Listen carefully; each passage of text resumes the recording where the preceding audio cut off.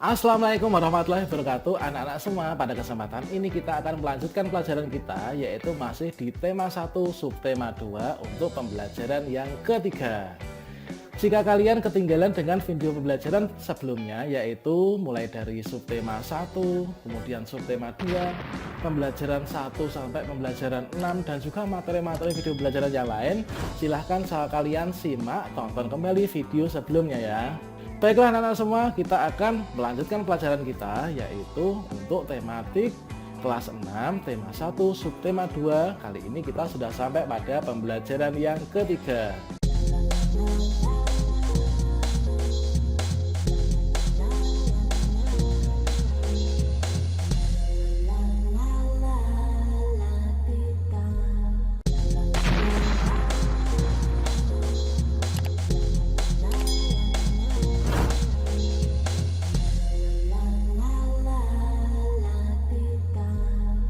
Anak-anak semua, seperti yang kita ketahui bahwa ikan sangat bermanfaat bagi tubuh kita ya. Apabila tubuh sehat, kamu dapat mengikuti kegiatan dengan semangat.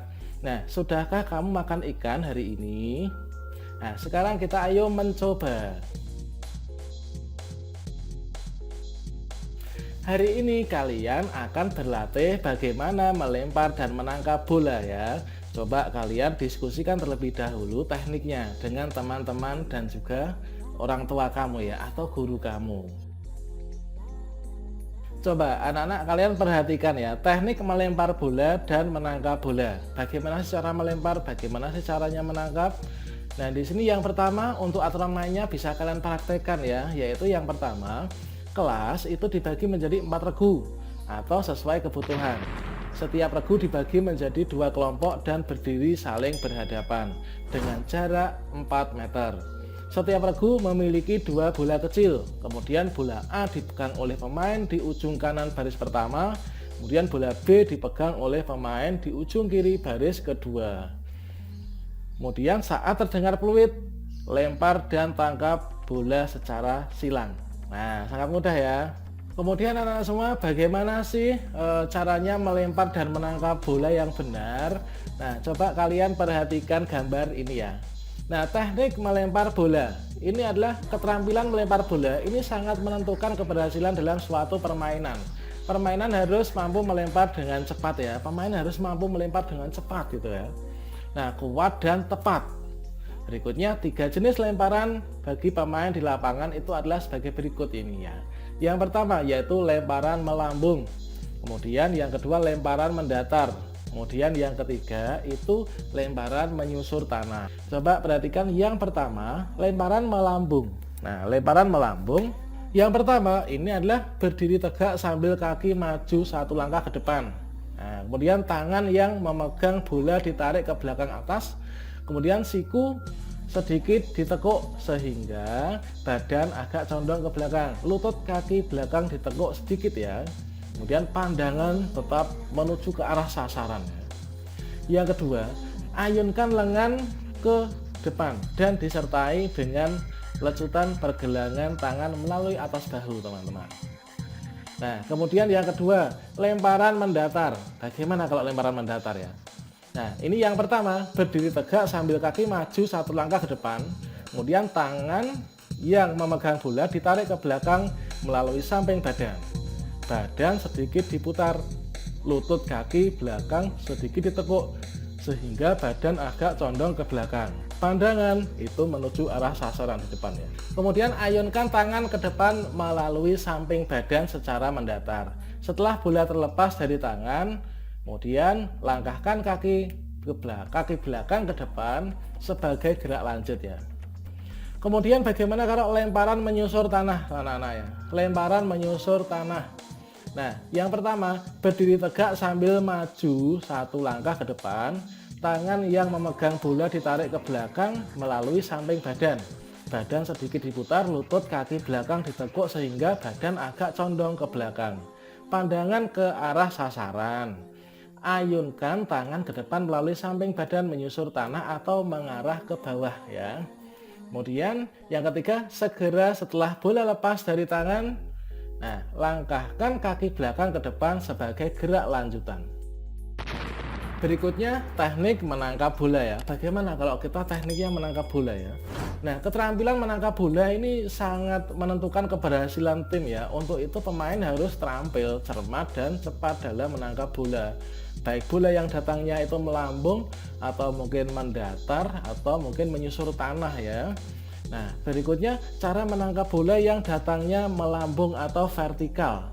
Yang pertama, ini berdiri, kedua kaki dibuka selebar bahu, kedua tangan lurus ke atas, arah pandangan tertuju ke arah datangnya bola. Nah, fokus ya.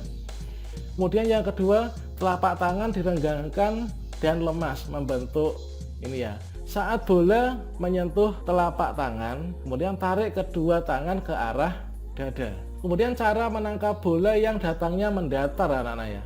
Yang pertama berdiri, kedua kaki dibuka selebar bahu, kemudian kedua tangan diluruskan ke depan setinggi bahu, kemudian kedua telapak tangan dibuka dan saling berdekatan atau menempel ya. Arah pandangan itu tertuju ke arah datangnya bola. Tuh. Yang ketiga, saat bola menyentuh telapak tangan, tarik kedua tangan ke arah dada. Nah, ini. Kemudian yang berikutnya, cara menangkap bola yang datangnya menyusur tanah ya. Yang pertama, sikap sambil berlutut kedua tangan diletakkan di depan lutut, telapak tangan nah ini menghadap ke depan. Sikap sambil berdiri kaki rapat ya. Nah, kemudian badan dibungkukkan, kedua tangan diletakkan di depan kedua kaki. Sikap sambil berdiri pada salah satu lutut, sedang kaki yang lain di depan dan kedua tangan diletakkan di antara kedua kaki tersebut. Nah, anak-anak, sekarang saatnya ayo berlatih ya. Nah, sekarang kamu berlatih. Nah, kamu sudah banyak mengetahui jenis-jenis hewan dan juga perkembangbiakannya ya kemarin. Nah, coba sekarang jelaskan cara perkembangbiakan hewan secara ovipar, vivipar, dan juga ovovivipar. Nah, tuliskan dalam bentuk peta pikiran perkembangbiakan hewan. Tulisanmu harus memuat cara perkembangbiakannya, penjelasannya, ciri-ciri dan contoh dengan detail. Kamu dapat melengkapi dengan menempel gambar agar lebih menarik ya pada buku siswa kamu. Coba saya kasih bocoran untuk hewan ovipar itu apa tuh kemarin? Hewan yang berkembang biak dengan cara bertelur.